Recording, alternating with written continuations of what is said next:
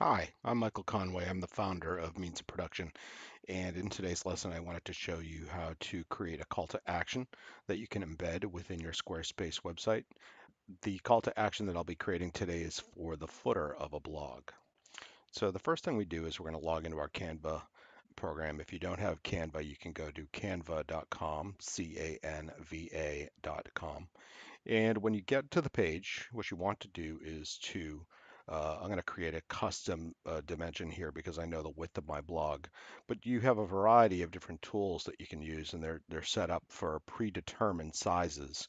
So for social posts here, if you wanted to create your own letterhead, there's a variety of tools. But today we're going to use custom dimensions. So I'm going to click on the button that says custom dimensions, and I'm going to add my width, and my width for my blog is 600 pixels. And then I'll add the height, and I want the height of this to be 150 pixels. And I'll start my design by clicking on the green button. The design shows up as plain box. We can use these boxes for different images or call to actions within this size, but I'm just going to start with an image of my own. And we do that by clicking on uploads. You can see there are prior uploads here. And I'll just drag an image into this area and it's going to load on the left-hand side. So let me grab my image. The image shows up here as it's loading.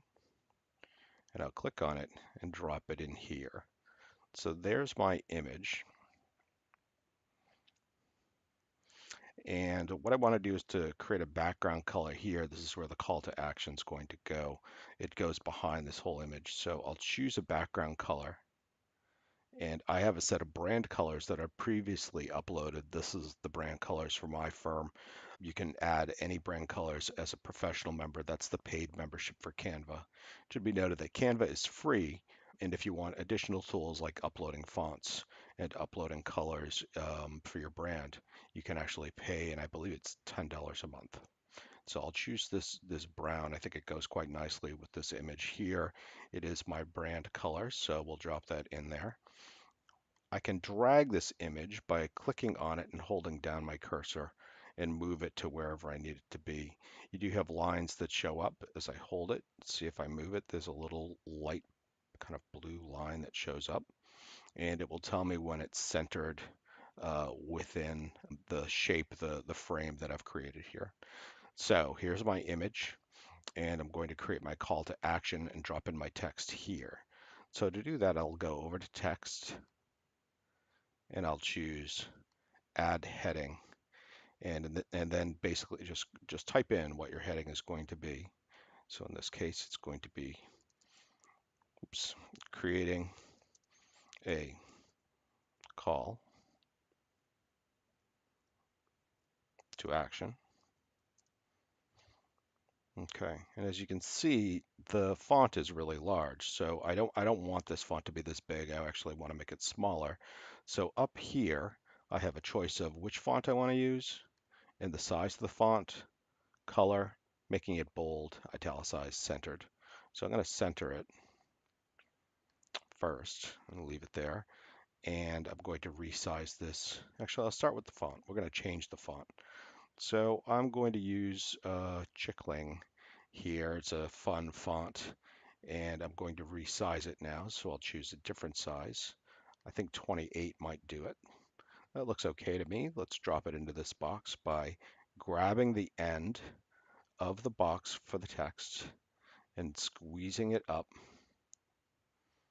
until we get it to where we want it to be.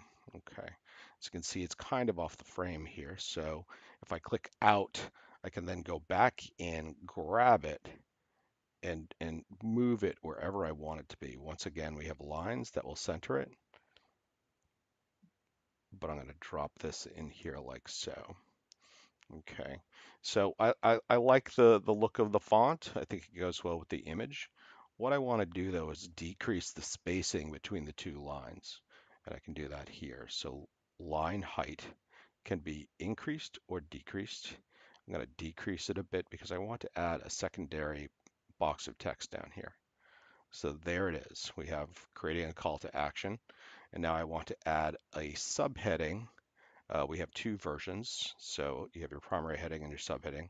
Let's click on the subheading here, and I'm going to add in Canva.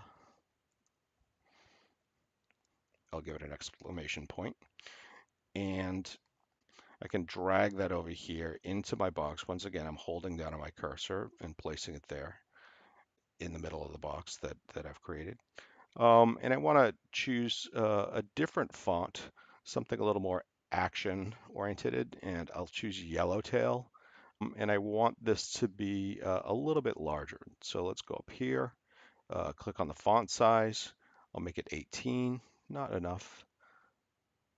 24, that looks better to me. Okay, and I'll drop that, line it up, and there we go. Now, I think this looks fine, but I think I'd prefer to add another element behind this. So I'm going to go over to the Shapes and Elements area here. If I click on this, a variety of windows opens up. And in this case, I want shapes. So I'm going to choose shapes. And for my brand, I often use this circle. So I'm going to click on the circle and it will drop in place.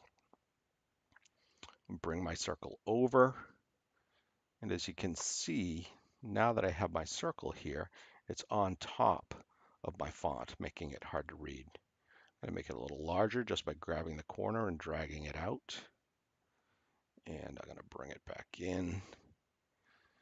Now I want to change the color so that the white font here shows up on top of it. And I want to move this to the background. So first thing I do is our colors are listed here. I'm going to pick a color. It's my brand colors once again. I choose the color and it changes the color of the shape. I'm then going to go over to Arrange.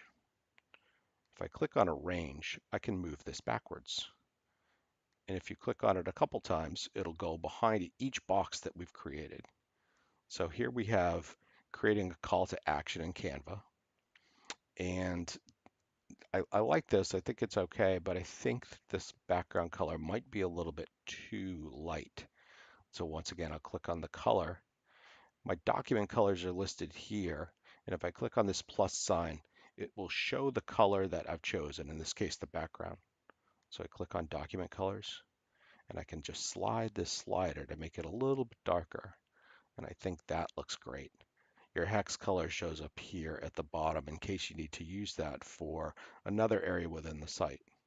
So I am going to select this hex color because I want to drop in kind of a drop shadow behind it. So behind the text, that is. So here we go. I'm going to click on the text for creating a call to action, and I'm going to click on copy, and a new version shows up. It's kind of overlapping everything. So I'll click on that new version that showed up, and I'm going to change the color once again so that it's a drop shadow. So this is the recent color that I've created. I'll choose that, and you can see it changed the color of the text.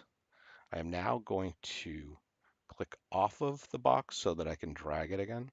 I grab the box of text, drag it, and I've aligned it directly over the white text that was there. I'll click on it once more, and I can grab the edge and move it just a little bit until I see some of the white showing up. Now I've created a drop shadow, but it's still in the front.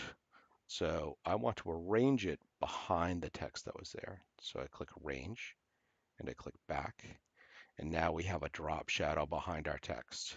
It's just a little bit extra that actually helps it stand out.